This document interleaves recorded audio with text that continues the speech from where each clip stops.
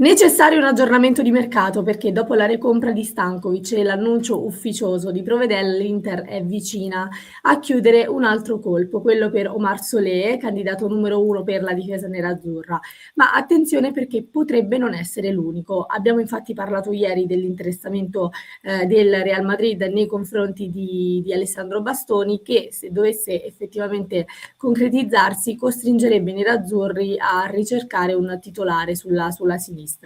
Ma in realtà sullo sfondo c'è anche la situazione di Stefan De Vrij che sembra in questo momento orientato a cambiare aria dopo diversi anni in Italia. Se così fosse, l'Inter avrebbe già individuato un profilo che potrebbe essere adatto a completare, ecco, il reparto difensivo nerazzurro. Sto parlando di Evan Dica, ovviamente giocatore della Roma, che la Gazzetta dello Sport questa mattina ha riportato in evidenza. E allora approfondiamo in questo nuovo contenuto tutto quanto, sia quello che riguarda ovviamente la notizia di Indica, ma anche quello che riguarda la situazione in generale del reparto arretrato dell'Inter, con anche un quadro completo sulla situazione, sulla trattativa Solé. Quindi ben ritrovati a tutti voi, amiche e amici nerazzurri, qui su Passione Inter, con questo nuovo approfondimento al quale io vi invito a lasciare un mi piace per sostenere il progetto Passione Inter, vi invito ovviamente ad iscrivervi anche al nostro canale e poi passioneinter.club con tanti nerazzurri da tutto il mondo, vi aspettiamo, mi raccomando. Allora, innanzitutto andiamo per gradi perché voglio partire dalla trattativa Solé. A che punto è la trattativa Solé? Perché dico l'Inter è vicina a chiudere un altro colpo? Perché tra la società e il giocatore c'è un'intesa, c'è un accordo. Solé è pronto, vuole iniziare questa nuova avventura e la piazza di Milano sicuramente lo attrae. Anche il rapporto tra l'Inter e l'Udinese in realtà è un rapporto positivo, è un rapporto sereno di dialogo con i bianconeri che da parte loro ovviamente non vogliono svendere il giocatore, ma allo stesso tempo sono appunto aperti al dialogo con l'Inter. Inter che complessivamente si muove su una cifra che si aggira intorno ai 20-22 milioni e spingerebbe per un prestito oneroso da 2 milioni e mezzo con obbligo di riscatto al verificarsi di condizioni facilmente raggiungibili. L'Udinese, con cui il giocatore ha un contratto fino al 2027, ne chiede almeno 25, quindi c'è questa distanza, ma è una distanza secondo me molto facile da colmare, non stiamo parlando di 10 milioni, stiamo parlando di pochi milioni, ovviamente a noi sembrano pochi, però è una forbice che comunque va tenuta in considerazione, però ripeto, dialoghi aperti tra i due club, il giocatore vuole venire all'Inter, avrebbe già anche un accordo contrattuale con l'Inter, quindi insomma si va nella direzione di una trattativa positiva, ecco, quindi una trattativa che in questo momento sta andando nella direzione giusta e credo che comunque queste settimane saranno fondamentali. Due cose su Solé che ci chiedete spesso, se non erro qualcuno me lo aveva chiesto anche nella diretta di ieri sera, nella quale comunque avevamo parlato ampiamente della situazione in difesa e ovviamente anche del nome di Solé. La prima, il procedimento penale che riguarda Omar Solé è stato archiviato, quindi il procedimento penale a carico di Solé per violenza sessuale è stato archiviato. L'Inter era in attesa di sapere appunto come si sarebbe volta questa situazione e appunto è stato archiviato, quindi non c'è più questa questione che pesa sul giocatore, questa questione giudiziaria. Dall'altra parte invece la situazione fisica, perché ieri qualcuno di voi mi parlava di un problema cronico, di un problema che si trascina da diverso tempo. Allora sono andata un po' a verificare. In questa stagione Solé ha avuto un infortunio che lo ha tenuto fuori dal campo per un paio di settimane ed è un infortunio all'adduttore, agli adduttori nella zona diciamo del ginocchio, tant'è che qualcuno parlava proprio di quella zona lì, di un problema cronico al ginocchio. Onestamente io non penso che l'Inter punti su un giocatore infortunato, su un giocatore con un problema serio, un problema cronico, ma comunque abbiamo da parte nostra anche le visite mediche che servono comunque a certificare quella che è l'idoneità fisica di un giocatore e a valutare eventuali problemi cronici. Quindi comunque Solé se dovesse trovare insomma tutti, cioè l'accordo con l'Inter e dovesse esserci appunto un accordo tra Udinese e Inter, comunque svolgerà le visite mediche, ma ripeto che ragazzi, i club fanno un lavoro enorme prima di arrivare ad individuare un giocatore, e se ci fosse questo problema serio di cui si parla o di cui qualcuno ha parlato, perché evidentemente se me lo avete scritto da qualche parte lo avete letto, credo che comunque sia l'Inter non si muoverebbe, ecco, con così priorità su un giocatore, perché Solé è stato uno dei primi nomi individuati dall'Inter per questa sessione di mercato, quindi non lo metterebbe, ecco, nella lista delle priorità. Quindi questo è quanto, e volevo chiarirvi questa situazione che appunto forse ieri sera in live mi avevate presentato. Quindi sarà un Solé o un Solé più uno, perché ad inizio di questo contenuto vi ho detto un po' che l'Inter potrebbe muoversi anche per un doppio colpo. È un'ipotesi che in questo momento è molto molto concreta se dovessero verificarsi degli scenari in uscita. Il primo ovviamente riguarda Alessandro Bastoni, e poi, come vi ho detto, c'è questa situazione di Stefan De Vrij che comunque potrebbe andare ad incidere. Perché dico potrebbe andare ad incidere? Perché la situazione del reparto difensivo dell'Inter in questo momento è esattamente questa. Vi ho presentato questo schema molto, molto semplice, con simile a quello che avevamo visto in live pochi giorni fa: in verde i giocatori che in teoria sono confermati, in giallo quelli che sono in bilico, in bianco gli obiettivi e in rosso quelli che sono in uscita. In questo momento l'Inter ha sicuramente Acerbi in uscita, Pavard ve l'ho inserito perché è un nome che comunque torna all'Inter, un nome di proprietà dell'Inter che non è stato riscattato dal Marsiglia, quindi l'Inter deve comunque fare i conti anche con la sua eventuale presenza, ma è un nome che appunto l'Inter vorrà piazzare probabilmente a titolo definitivo, se possibile, ecco, evitando un prestito. Abbiamo Solé che è l'obiettivo dell'Inter, c'è Bissek che in questo momento vi do in verde perché, come vi ho detto e anticipato negli ultimi giorni, in realtà su Bissek le voci di mercato si sono abbastanza affievolite.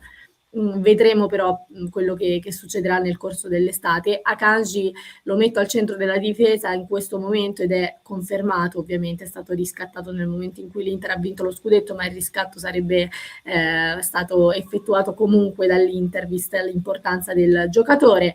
De Vrij in questo momento è in bilico, perché? Perché De Vrij di fatto ha sul piatto un'offerta di rinnovo da parte del club, però il giocatore, da quello che risulta, avrebbe addirittura chiesto alla gente di cercare delle situazioni all'estero, quindi sembra che l'intenzione di De Vrij sia quella di spostarsi altrove e di fare un'esperienza altrove, eventualmente scelta rispettabilissima. Io De Vrij come riserva, ve l'ho detto più volte, lo avrei tenuto più che volentieri perché lo ritengo comunque un giocatore di valore. Se l'Inter ha deciso insomma anche di proporgli un rinnovo, evidentemente conosce il peso di questo giocatore, anche sicuramente un discorso economico se vogliamo, però ecco, sta valutando, ma in questo momento sembra più distante da Milano che non.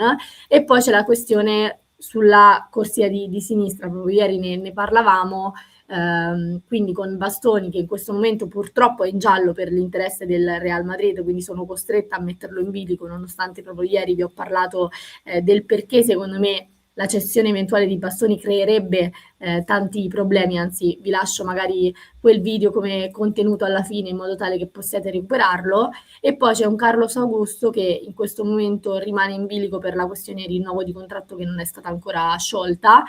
Un Carlos Augusto che sì, lo vediamo in questo momento qui come braccetto di sinistra, ma in realtà funge anche come secondo di Di Marco, come vice Di Marco, come esterno. Però in questo momento, visto che parliamo di difesa, l'ho voluto inserire, ecco, nel terzetto difensivo. Quindi questa è la situazione difensiva dell'Inter. In caso di uscita di Bastoni o di De Vrij, o in caso addirittura di doppia uscita, sicuramente l'Inter sarà costretta ad intervenire e non può bastare assolutamente l'arrivo di Solé, proprio perché tra l'altro già in questa situazione comunque non siamo del tutto coperti, come dicevamo anche ieri. E allora spunta il nome di Ndicka, che in realtà è un nome non nuovo, perché è un giocatore che era in orbita Inter, è stato in orbita Inter più di una volta, però questa mattina la Gazzetta dello Sport, come vi dicevo, lo ha riportato un po' in evidenza. L'Inter potrebbe provare a tornare su questo giocatore proprio in caso di partenza di Alessandro Bastoni, considerando anche il ruolo. L'Inter lo avrebbe individuato come soluzione insomma adatta, soluzione mancina adatta eventualmente in caso di partenza di Bastoni. Stiamo parlando di un classe 99, in questo momento tra l'altro Ndicka è impegnato al mondiale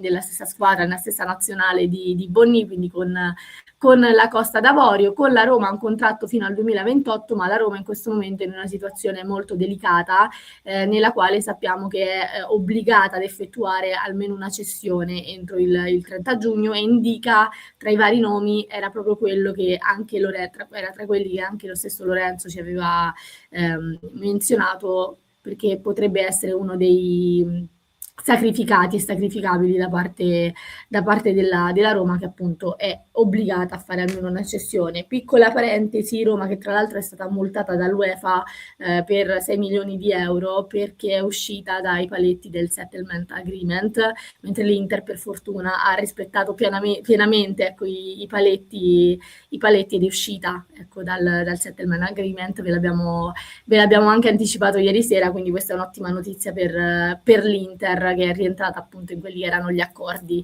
con l'UEFA e rispettando, ecco, i vincoli del fair play finanziario. Quindi ottima notizia per l'Inter.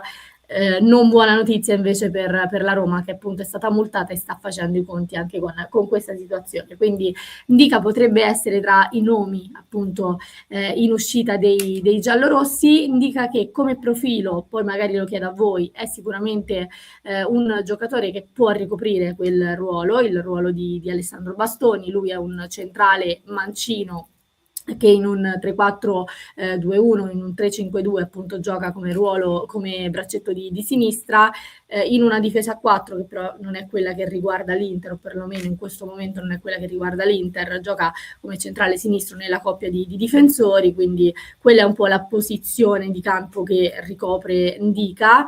Lui è un giocatore tendenzialmente molto fisico, garantisce solidità comunque in fase difensiva, è anche utile in impostazione. Magari facciamo un video poi dedicato nello specifico a Ndica, se dovesse concretizzarsi la cosa, con un po' di statistiche e dati. E poi comunque è uno che si rende pericoloso anche in area avversaria, quindi questo potrebbe essere una caratteristica che potrebbe piacere anche a Christian Chivu. Ve ne parlo, anche se in questo momento ve ne parlo con un po' di, come dire, non sono così orientata neanche ad approfondire più di tanto, perché è un nome che in questo momento viene accostato all'Inter per la situazione Bastoni, ma non mi sento di andare troppo avanti finché non si concretizza effettivamente, se dovesse concretizzarsi qualcosa sul discorso Bastoni, onestamente, perché vi ho detto ieri, mi auguro che l'Inter non ceda Bastoni, anche perché per me qualsiasi acquisto in questo momento sarebbe un downgrade, perlomeno in quel ruolo lì, visto che Bastoni è unico per caratteristiche ed è uno dei più forti al mondo in quel ruolo lì nello specifico.